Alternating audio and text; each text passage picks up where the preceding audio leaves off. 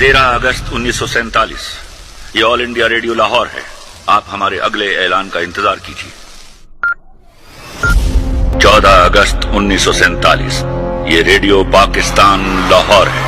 आपको पाकिस्तान मुबारक। इश्क मन हमवतन जान मन वतन रूह मन इज़्ज़ो ईमान मन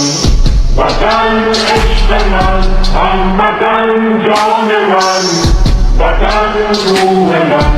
इज़्ज़ो ईमान मन वतन در رهت جان نثاری کنم ز خون خاک تو آب یاری کنم که ارزش بود در رهت جان دهم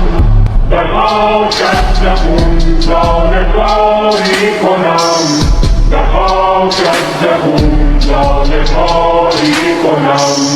زنم بوسه بر بیرق و خاک تو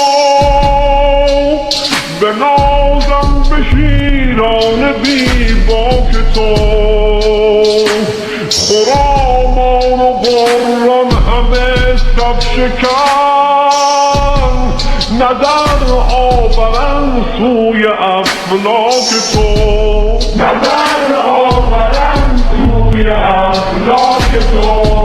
وطن عشق من هموطن جان من وطن روح من عز و ایمان من وطن در رهت جان نثاری کنم به خون خاک تو آب یاری کنم که ارزش بود در رهت جان دهم به خاکت ز خون لاله کاری کنم به خاکت ز خون لاله کاری کنم سپهدار من چون خدایان تو